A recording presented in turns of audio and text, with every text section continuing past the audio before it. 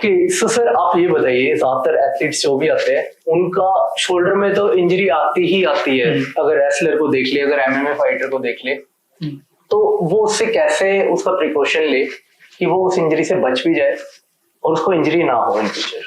तो एक चीज हमें सब याद रखनी चाहिए कि जो शोल्डर है वो पैदाइशी एक असंतुलित जोड़ है। आप देखा जाए तो आपका शोल्डर जॉइंट जो है वो एक बॉल और सॉकेट जॉइंट होती है। तो ये हड्डी ऊपर की तरफ जो आपकी आर्म की हड्डी है वो एक बॉल बनता है ऊपर, और आपकी जो छाती की हड्डी है उसमें एक सॉकेट होती है। तो बॉल बहुत बड़ी होती है, सॉकेट बहुत छोटी होती है। तो मिसाल के तौर पर ये गोल्फ बॉल की तरह होती है। अगर आपने कभी गोल्फ देखा हो तो वो गोल्फ बॉल जब आप रखते हो जमीन पे तो आप डायरेक्टली जमीन पे नहीं रखते, छोटी सी चीज होती है टी जो थोड़ी कॉनकेव होती है जिसके ऊपर आप लगाते हो। वो इतनी छोटी होती है पर इतनी बड़ी गोल्फ बॉल उसके ऊपर टिक जाती है। पर कैसे टिकती है? क्योंकि वो टी जो है वो कॉनकेव है, वो उठी हुई है, और बॉल जो है वो कॉन्वेक्स है। वैसे ही हमारा जो कंधा है वो वैसे ही बना है। तो जाहिर है कि वो बॉल कभी भी अगर थोड़ा सा बैलेंस यहाँ वहां हो तो बाहर निकल सकता है। तो कैसे नहीं निकलता? एक तो भगवान ने उसको संतुलित बनाया है, ये जो उठा हुआ पोर्शन से, और कंधे के चारों तरफ मांसपेशियां होती है जो बॉल को सॉकेट के अंदर रखती है। नाउ जब आप एक एथलीट होते हो, स्पेशली कॉन्टैक्ट स्पोर्ट वाले एथलीट होते हो, आपका कंधा जो है, क्योंकि दूसरा ओपोनेंट जो है, या आप अजीब से पोजीशन में घुस जाते हो अपने ओपोनेंट को के ऊपर चढ़ने के लिए, तो ये कंधा जरूरत से ज्यादा मुड़ जाता है ना। कंधा ये जो असंतुलित चीज है, जोड़ है, इसमें एक एडवांटेज भी है, क्योंकि एक बड़ा बॉल और एक छोटा सॉकेट है। हमारी मूवमेंट भी जो कंधे में है वो घुटने कूल्हे से ज्यादा होती है, क्योंकि असंतुलित है तो जाहिर है मूवमेंट भी ज्यादा होगी। तो क्योंकि मूवमेंट ज्यादा है, हम बॉलिंग कर सकते हैं, अजीब से पोजीशंस पे अपने कंधे को लगा सकते हैं, जिसके वजह से वो निकल सकते हैं। अगर हम अपने मांसपेशियों को मजबूत करें तो हम अपने कॉम्पेंसेटरी मैकेनिज्म्स को स्ट्रॉन्ग करते हैं। मतलब कॉम्पेंसेशन मतलब अगर बॉल और सॉकेट जॉइंट आपका प्रधानमंत्री है तो आपकी मांसपेशियां आपकी डेप्यूटी पीएम है। अगर प्रधानमंत्री जो है वो डिसाइड करे कि मैं अमेरिका चला जाऊंगा और बहुत दिन तक नहीं वापस आए, तो पूरा सरकार डेप्यूटी पीएम ही चलाता है। और अगर उससे हम मजबूत कर दें तो सरकार चल सकती है। तो मांसपेशियों को मजबूत करना बहुत इंपॉर्टेंट है। इंजरी प्रिवेंशन में होती है exercises to improve muscle strength and understanding biomechanics, मतलब कौन से पोजीशन पे एक्चुअली सबसे ज्यादा जोर पड़ता है कंधे पे और उसको अवॉइड करना। तो अच्छी कोचिंग लो अपनी जो स्पोर्ट है। अगर आप कोचिंग अच्छे लोगे तो सब स्पोर्ट्स में बायोमैकेनिक्स और टेक्निक होती है। अगर आप सही टेक्निक सीखोगे तो चांसेस ऑफ डिसलोकेशन जो है वो मिनिमाइज हो जाती है। और सर शोल्डर डिसलोकेशन जैसे आपने पूरा कंसेप्ट बताया, ये होता ही इसकी वजह से कि हमारी मसल स्ट्रॉन्ग नहीं है। तो उन मसल को स्ट्रॉन्ग करने के लिए हमें एक्सरसाइजेस ही करनी है। तो ये इसके वजह से ही नहीं होती। एक वजह है कि चोट किसी को भी लग सकती है, पर क्या वो चोट हावी होकर डिसलोकेशन बन जाएगा, वो हम प्रिवेंट कर सकते हैं मांसपेशियों को मजबूत करके और सही तकनीक अपना के। That is the main thing. और सर कई बार क्या होता है कि हम एक्सरसाइज कर रहे हैं या फिर कई बार हम थ्रो दे रहे हैं, थ्रो देते टाइम ना हमारे खिंच जाता है, हमें लगता है कि डिसलोकेट हो गया है। ये शायद वो किसी स्टेज पर हो भी। यस, उसको हम सबलक्सेट बोलते हैं। मतलब डिसलोकेट क्या होता है? मतलब दोनों सरफेस जो जॉइंट को बनाती हैं वो बिल्कुल कांटेक्ट पे ना हो। सबलक्सेट होता है कि एक सरफेस थोड़ा ज्यादा आगे जाए, पूरा डिसलोकेट ना हो, मतलब पूरा सरफेस में कांटेक्ट ना जाए और वो वापस चला जाए, उसको हम सबलक्सेट बोलते हैं। और ज्यादातर अगर आप खिलाड़ियों को देखोगे तो खिलाड़ियों में लचीलापन बहुत ज्यादा होता है आम आदमी से। जब आप ट्रेनिंग करते हो, आप स्ट्रेचेस करते हो, स्प्लिट्स करते हो एक्सेट्रा, तो आपके जॉइंट्स जो है वो जरूरत से ज्यादा मूवमेंट करने के आदी होते हैं। इसीलिए जाहिर है जरूरत से ज्यादा मूवमेंट मतलब दर्द तब शुरू होता है, पहले शुरू होता है, फिर चोट लगती है। तो दर्द बदन का भाषा है जिससे वो आपसे बात करता है। तो एथलीट में दर्द शुरू होना और चोट लगने में अंतर बहुत कम है, तो चोट जल्दी लग जाती है। और फिर दर्द होने पे ना हम यूं भी हो जाते हैं कि नहीं यार कुछ नो पेन नो गेन वाली फिलॉसफी हो जाती है। तो लिसन टू योर बॉडी, वो बहुत इंपॉर्टेंट है, क्योंकि तब आपको लगता है कि यार ज्यादा दर्द नहीं हुआ, मे आई गो ऑन, पर आप अपने 6 महीने गवा रहे हैं इसमें। तो अगर आप सुनोगे तो काफी चीजें अपने आप सही हो जाते हैं, अगर आप उसकी बात सुनोगे तो। और सर क्या अगर कोई भी इंजरी लगती है, तो ज्यादातर हम आउट ऑफ इंडिया जाए वहां पर तो सब लोग बड़ा ध्यान देते हैं, एथलीट्स खासकर। लेकिन इंडिया में क्या होता है, हमें ना स्टार्टिंग से ही सिखाया गया है, अरे कुछ नहीं, इंजरी लगी है तो तू क्या कर, सिर्फ अपना बर्फ लगा, राइस वाली थेरेपी कर और रेस्ट कर, जरूरी नहीं है तू कहीं जा। तो क्या उनको अगर छोटी भी इंजरी होती है वो डॉक्टर को दिखाना जरूरी है? तो बहुत इंपॉर्टेंट है कि आप एक एथलीट हो, आप अपने बॉडी को समझते हो। छोटा मोटा जो चोट, पेन एक्सेट्रा होती है, आप जानते हो ये बेसिकली मामूली दर्द है, उसको आप इग्नोर कर सकते हो, जैसे मस्कुलर पेन एक्सेट्रा। ज्यादा प्रैक्टिस कर ली थोड़ा ज्यादा दर्द होगा, पर कोई भी पेन जो आपको लगे ये नॉर्मल नहीं है। ये मैं कभी गुजरा नहीं हूँ, ये प्रॉब्लम से कभी गुजरी नहीं हूँ, और ये मुझे ट्रबल कर रहा है। जैसे आपको वो लगा, आपको तुरंत स्पेशलिस्ट डॉक्टर के पास जाना चाहिए, वो जोड़ का एग्जामिनेशन करने के लिए।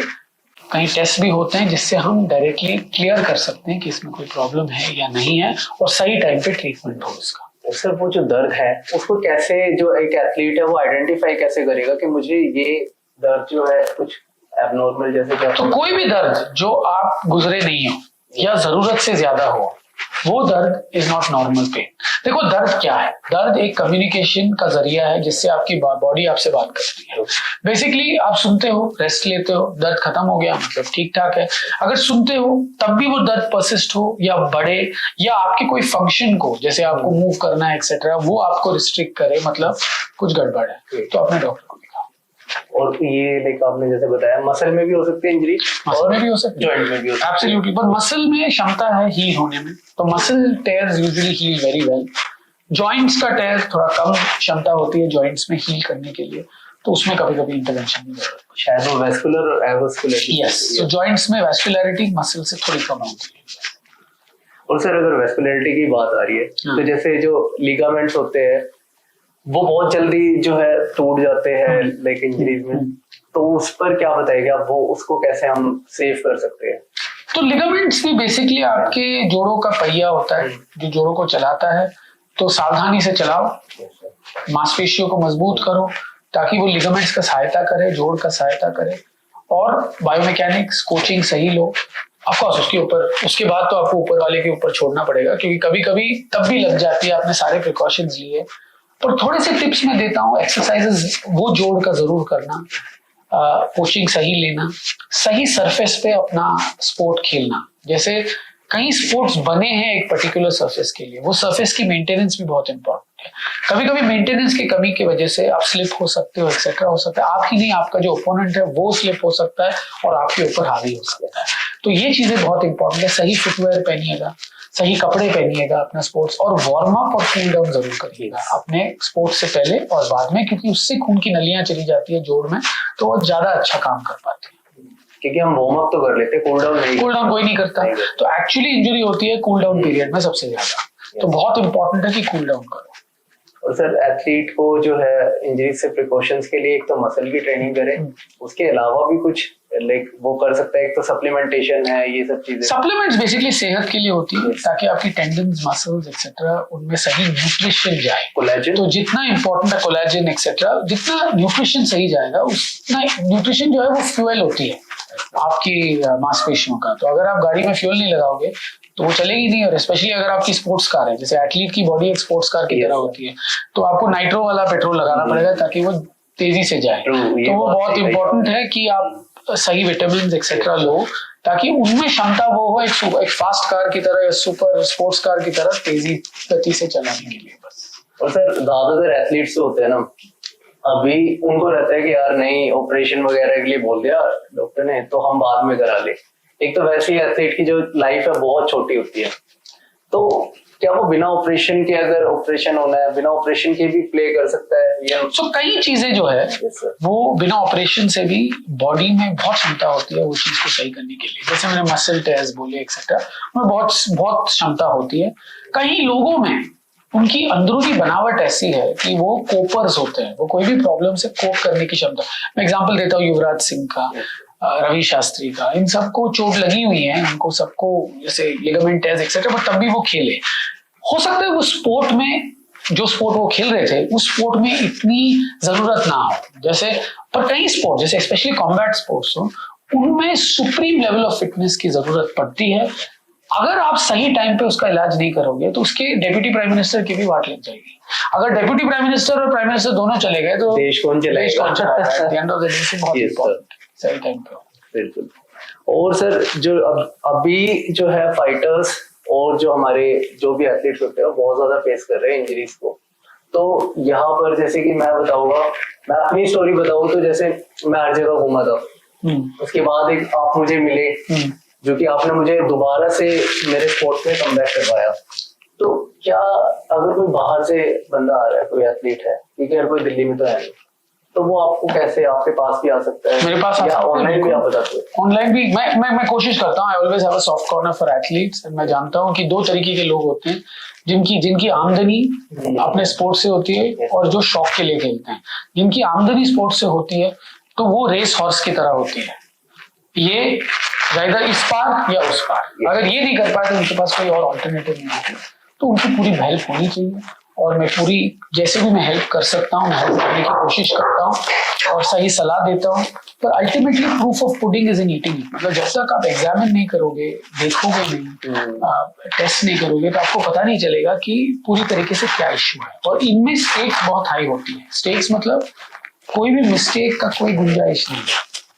जैसे आम आदमी में मिस्टेक हो जाए, ठीक है, थोड़ा बहुत स्पोर्ट्स नहीं खेलेगा, आदमी एक्सेप्ट कर लेगा, पर इनमें बिल्कुल मिस्टेक्स की कोई गुंजाइश नहीं है, क्योंकि उनकी जो लाइफ है वो उसके ऊपर डिपेंडेंट है। तो जो होनी चाहिए सारे details, smallest to smallest details में जाना चाहिए और उनको सही करना चाहिए। इसीलिए विशेषज्ञ मैं जो विशेषज्ञ हूँ घुटने और कंधे का, मैं करता हूँ ये चीज। और जैसे मैं बोलता हूँ अपने हर पेशेंट को, मेरे पास जो पेशेंट आते हैं वो पेशेंट्स की आमदनी इससे आती है, तो मेरे स्टेक्स इतने हाई है तो मुझे परफॉर्म करना ही पड़ता है at the end of the day. और ये सर कई बार ना हम देखते हैं कि हमें जो है प्रॉब्लम यहाँ पर है बट पेन यहाँ पर होता है, तो उसका क्या रीजन है? इसको बोलते हैं रेफर्ड पेन। तो कभी कभी भगवान ने जो सर्किटिंग की है आपकी बॉडी में वो ऐसे की है कि जो नसें हैं वो नीचे तक जाती हैं। तो कभी कभी जो प्रॉब्लम ऊपर हो रहा है, जैसे कंधे का दर्द कभी कंधे में यूजुअली नहीं होता, नीचे की तरफ यहाँ होती है, इसको हम रेफर्ड पेन बोलते हैं। एक और कारण हो सकता है कि जब कोई चोट लगे एक पार्ट में, तो जैसे आपका बदन बना है कोई भी चीज से जूझने के लिए, तो दूसरी पार्ट जो है वो जरूरत से ज्यादा काम करती है, तो पर वो आदी नहीं है इतना काम करने के लिए, तो फैटिक की वजह से वहां पे भी दर्द हो सकता है। और सर अगर अपने आप को और ज्यादा इम्प्रूव करना हो, मैं एज एन एथलीट, तो हम क्या कर सकते हैं? अपने बॉडी को समझो, अपने स्पोर्ट को समझो और सही न्यूट्रिशन अपनाना चाहिए। तो अगर आप अपने बॉडी को समझोगे, हर बॉडी अलग होता है, हर बॉडी में क्षमता अलग हो सकती है। आप डोले शोले हो सकते हो, कोई और आदमी थोड़ा मोटा लग सकता है, पर वो आदमी की बॉडी हो सकती है वो डोले शोले वाले से भी अच्छी हो। बॉडी मतलब उसकी कोपिंग कैपेबिलिटी। तो अपने बॉडी को समझो, अपने बॉडी की भाषा को समझो, जो दर्द होती है वो आपसे बात करेगा। अगर आप समझते हो तो आप जान पाओगे कि कब जो है प्रॉब्लम शुरू हो रही है और आप अपना जो है इंजरी प्रिवेंशन कर सकते हो। अपना स्पोर्ट्स समझो, मतलब सही कोचिंग लो, सही ट्रेनिंग लो, अपनी स्पोर्ट्स जो है वो सही इक्विपमेंट यूज करिए इसमें, ताकि ये चीज ना हो। और ऑफ कोर्स अल्टीमेटली फ्यूल बहुत इंपॉर्टेंट है कोई भी स्पोर्ट्स खेलने के लिए। जो आपकी बॉडी को चलाता है वो है न्यूट्रिशन। अगर आप सही न्यूट्रिशन नहीं लोगे, सही रेस्ट नहीं लोगे, प्रीहैब, रिहैब और कूल डाउन, वार्म अप नहीं करोगे, तो चोट होने की ज्यादा संभावना है। और सर अभी जैसे कि जो भी हमारे एस्ट्रोनॉट्स होते हैं वो बाहर जाते हैं, तो वहां पर वो अपनी बॉडी का तो यूज कर नहीं पाते, पैरों को तो बिल्कुल नहीं, तो कहते हैं कि उनकी बोन डेंसिटी कम हो जाती है। बिल्कुल बिल्कुल। तो ये कंसेप्ट अगर हम ज्यादा यूज करेंगे तो क्या हमारी बोन डेंसिटी ज्यादा बढ़ सकती है? एब्सोल्युटली। तो मैं हमेशा बोलता हूँ, जब मैं ऑस्ट्रेलिया में भी प्रैक्टिस करता था तो वहां पे नॉर्मली इंडिया में हम देखते हैं कि महिलाओं में बोन डेंसिटी जो है वो मेनोपॉज के बाद कम हो जाती है। ये क्यों होती है? क्योंकि आपकी बोन डेंसिटी एक बैंक अकाउंट की तरह है, फिक्स डिपॉजिट की तरह है। अगर आप अच्छा कमाओगे जब आप जवान हो, तो वो फिक्स डिपॉजिट की अमाउंट इतनी अच्छी होगी कि आपको बाद में काम करने की कोई जरूरत ही नहीं है, वो चलाते रहेगा। तो लेडीज में स्पेशली जो कैल्शियम होती है बॉडी में, हड्डियों में, वो एक लिमिटेड स्टॉक तक होती है। जैसे मेनोपॉज हो जाए तो आती नहीं है वापस। तो अपनी स्टॉक बढ़ाना बहुत इंपॉर्टेंट है, तो जो लोग एक्टिव हैं अपने बचपन में, स्पोर्टी हैं, एक्सरसाइज करते हैं, उनकी स्टॉक बढ़ती है। इसीलिए ऑस्ट्रेलिया में हम बहुत कम देखते थे ये चीज, इंडिया में ज्यादा देखते हैं कि ज्यादातर हमने देखा है कि महिलाएं जो है वो थोड़ी कम स्पोर्टी होती हैं, पर अभी वो चीज चेंज हो रही है। इस जनरेशन में आप देखोगे महिलाएं बहुत बढ़िया कर रही हैं, हमारी आधी मेडल्स तो लेडीज ही लेके आ रही हैं आजकल ओलंपिक्स में। तो ये चीज थोड़ी कम हो रही है, तो अपने सेहत पे ध्यान रखो, अपने न्यूट्रिशन पे ध्यान रखो, अपने एक्सरसाइज पे ध्यान रखो। वो इतना, I always say health is the best luxury you can give yourself. तो मर्सिडीज गाड़ी से नहीं होगी, हेल्थ से ही होगी। सर आपको पता है एक ना एथलीट था क्यूबा का, तो उसकी आई में लाइक वो आ गया था, फ्रैक्चर आ गया था यहाँ पर। यूएल रोमेरो नाम। Julio Romero, I heard of him. Yes yes. So उसका हॉस्पिटल जाते जाते ही ये चीज ठीक होने लग गई थी। करेक्ट। डॉक्टर ने कहा कि हमने फर्स्ट टाइम देखा है कि कोई ऐसा जो हैगा केस आया जो अपने आप ही ठीक हो रहा है, हील हो रहा है, और लाइक कि इतना होने के बाद भी ठीक है बंदा। क्या ये उसकी ट्रेनिंग की वजह से है? ये क्या? देखो, ये साइंटिफिकली जो है इसको जस्टिफाई करना बहुत ही इम्पोर्टेंट है, बड़ा it's always say mind over body. Mind उतना ही इम्पोर्टेंट है जितना बॉडी है।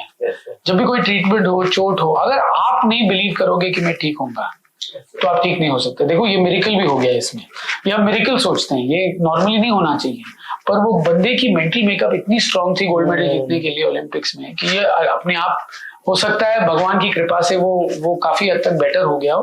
But I think it's more than the scientific explanation, it is his mind. And ultimately उसकी माइंड इतनी स्ट्रांग थी कि ओनली थिंग उसके आंखों में जो आ रहा था वो है गोल्ड मेडल। इसीलिए उसने ये बात कही भी कि अगर तुम्हारे पास में 2 हाथ है, 2 पैर है, तो तुम कुछ भी कर सकते हो, कुछ भी अचीव। Yes yes. तो एक कहावत है ना, I was upset when I found that a man was wearing very fancy shoes till I saw another child who had no feet। ठीक है, तो इट्स वेरी इजी आप वहां देखने के लिए कि यार मुझे वो जूते चाहिए, मुझे ये चाहिए, पर जिसके पैर ही नहीं, जब आप वो देखते हो तो एक हम्बलिंग एक्सपीरियंस हो जाती है। काश, थैंक यू, मेरे एटलीस्ट पैर तो है, वही वाली चीज। सर इसके अलावा अगर कोई चीज आप बताना चाहो एथलीट्स को तो प्लीज बताइए। तो एक ही चीज है, love your sport, live your sport every day and recognize your body। So as long as you do this, love, live and recognize, you'll be happy and take things seriously, but remember it's only one life. Very important to enjoy what you're doing and take every day at a time.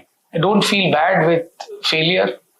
Remember there's no end, it's nothing like, there's always light at the end of the tunnel। कभी कभी आपको लगता है कि मैं फंस गया हूँ एक टनल के अंदर, मुझे रोशनी दिखाई नहीं दे रही, पर अल्टीमेटली हर टनल के एंड में एक रोशनी होती है। तो अगर आप अपने लाइफ को इस फिलॉसफी से जियोगे तो आप खुश रहोगे और आप you will let the sport of life remain forever. Continuously चलते रहो, रुकना नहीं है। बिल्कुल। और एक लाइफ में पर्पस होता है ना, हमारा स्पोर्ट है, कुछ भी है, वो ना बहुत जरूरी है। Absolutely, absolutely, at all times. Thank you so much sir. Alright, take care.